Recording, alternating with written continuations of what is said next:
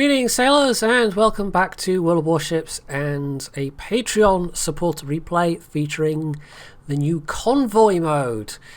I am not the biggest fan of this overall, although a big part of it is less to do with the actual gameplay and balance of the mode and the fact that they have put it in with its own little set of missions which give you the community tokens. Okay, that's nice, but they don't tie into any of the other ongoing missions, like, say, the dockyard missions, which are in their last week at the moment. So if you're frantically grinding to try and finish those, there's no point in playing Convoy mode, because it's just taking away from time when you can actually play and finish missions. And especially for me, I mean, I've got the time, but I don't really have the, how do I want to describe this, the mental fortitude to sit down and play World of Warships all day long, even if I you know, was still a CC. That would definitely, like, I ration myself in terms of time with World of Warships just to make sure I don't get completely burnt out with it. So yeah, if I have a kind of limited-ish amount of time that I want to spend playing the game, I'm not going to play the new game mode that doesn't actually tie into any of the things I'm grinding for. So that was a big black mark for me. In terms of the actual gameplay, though, it definitely feels a bit rough. It doesn't feel particularly balanced in terms of the outcomes between the attacking and the defending teams. And anecdotally, I have seen and heard in several places people saying that it feels like the attacking team has a far easier time overall. And that's kind of true, I think, because there's only 4 ships that you're escorting as the defending team. And it's a fixed route, which of course the attacking team knows, and it's pretty easy to set up some kind of bottleneck. And actually, you know, like at certain choke points, destroys especially are extremely deadly. And so it kind of behooves you as the defending team to go and kill the attacking team, because if you're trying to get the transport safely to the exit point, the chances are you probably won't make it. I've actually, in my very first round, played on the defending team, and that's pretty much what we did, but the attacking team wasn't great in that particular instance. All of this, of course, is requiring some measure of cooperation and coordination between 2 groups of random players, more so than in random games, and in that regard it's kind of like ranked games. Maybe. Obviously not clan battles so much, where people are handpicking teams and hopefully, presumably, have some method of voice communication going on. But with these more semi-random game modes, that's just not going on necessarily. And I don't think you can form a team. But if you did form a full team to play this mode, you would have to only be matched up against fully formed other teams to make it fair, because a random team versus a team that's communicating would definitely be a bit one-sided. Both teams do have carriers. There's no destroyers, crucially. I think somebody mentioned that in the chat at the start of this. I may have cut that off. So that's actually not going to be a factor, but the carriers are still going to be doing a lot of spotting. Maybe less in terms of the actual damage, because people are not going to be straggling that much. We've got 1 Cleveland that's off from the main group, and a couple of the enemy cruisers have pushed forwards. But for the most part, it's blobs of AA, which carriers are less well equipped to deal with. So long as they are not throwing away all their planes and able to keep some planes for doing relevant spotting, that is probably the most important thing that either team's carriers can be doing right now. Now this is the Massachusetts B. This and I guess the Tirpitz or a secondary focused Bismarck are probably among the best battleships you could take for this mode, just because it's going to be at some point down to fairly close quarters fighting, and having that extra bit of oomph from your secondaries joining in the fray is almost certainly going to be a useful thing.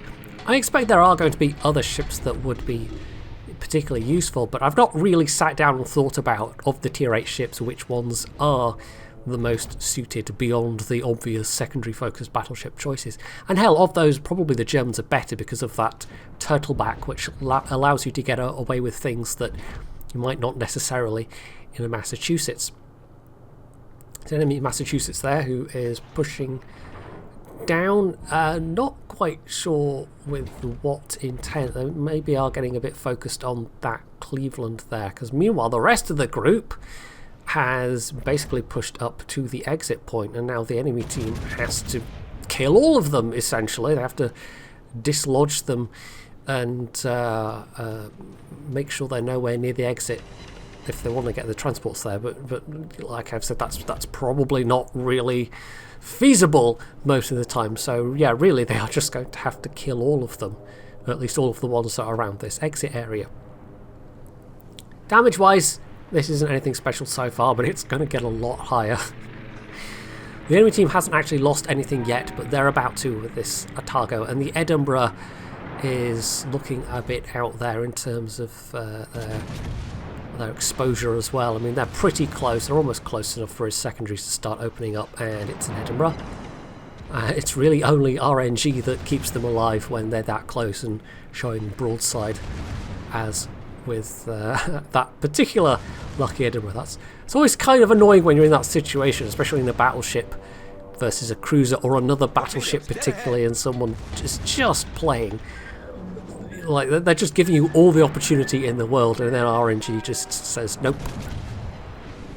One of the great joys of playing battleships. Anyway, that time they don't get away with it. Their luck runs out and Citadel finishes them off. It's actually them that died first rather than the Otago, but the Otago really doesn't last too much longer. At this stage we have the first of the transports coming into view, and the defending team is making the absolutely crucial mistake here of not being out in front of them, which means that they can just sit and fire away at these transports, and there's absolutely there's no kind of blocking from the enemy team going on whatsoever. They're not trying to get out ahead. They are sacrificing transports and therefore time, and all this team needs to do, all Armorama's team needs to do, is kill those transports, and they've won. They don't necessarily need to kill all of the enemy team, even though that is, you know, an option to winning. So there's the secondaries working of that second transport, who is laying smoke, because that's the thing. One of the other things that the transports have as a feature, well, it's a nice little, would you call it an Easter egg? They have Sherman tanks on deck that count as 76mm secondary guns.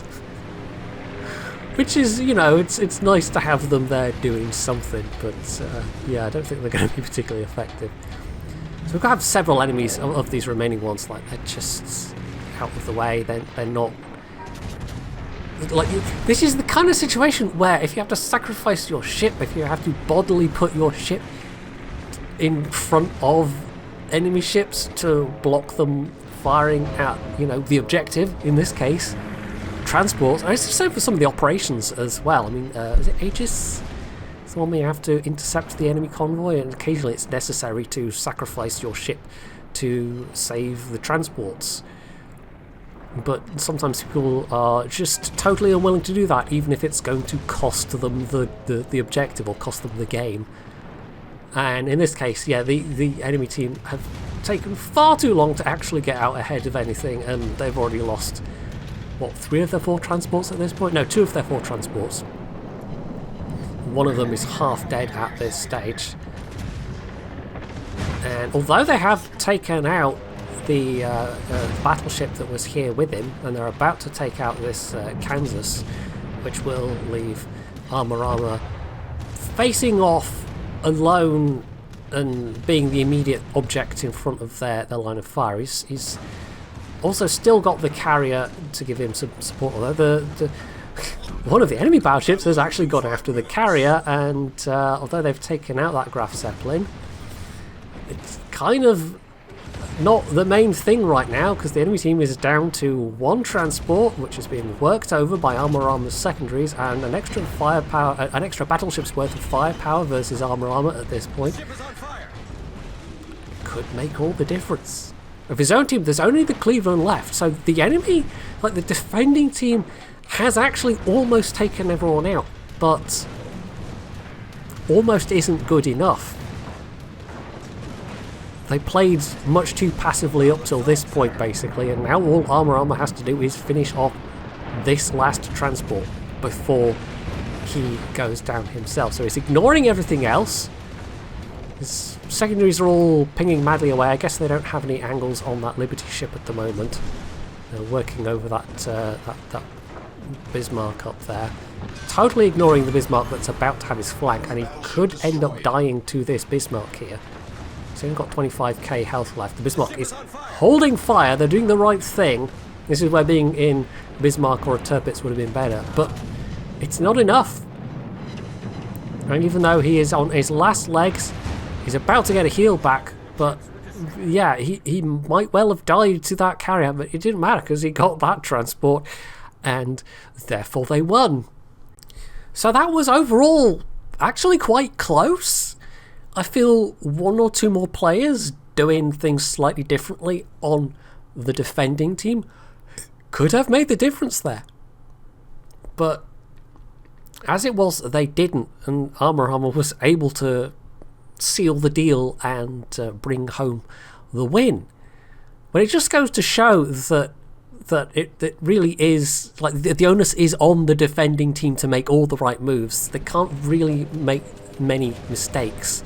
For the attacking team, I mean, obviously you can kind of say the same thing, but they only have 4 transports to take out, and if the enemy team is doing the wrong things and not sufficiently getting ahead of those transports or getting distracted at crucial times, then yeah, even when it comes down to being very close like that, especially when he could easily have died against that Tirpitz. That was kind of lucky for him and unlucky for the enemy Bismarck, but yeah, it shouldn't really have come down to that moment, as it were. It really, like, the defending team's mistakes were all up to that point. But as I said towards the start, you know, it's definitely, I think, the harder thing to successfully defend than it is successfully attack in this mode. All that said, I do approve of Wargaming putting in some new stuff, and I hope they tinker with it a bit more and manage to make it a bit more balanced so that it really does feel to the player like both teams have an equal chance. And even if it's something as simple as sticking in extra transport, or I don't even know, mixing up the start locations, or hiding the transport route and putting in some variation, or I don't know, there's probably different ways you could do this. But I hope they do stick with it and don't just shrug and go, oh well, nobody liked it, and dump it like a hot potato, which is sometimes what happens with these things. Anyway, that's it for this replay. Hopefully you enjoyed it, and if you did, you can do all the usual things down underneath it, and of course, as always, stay tuned for more.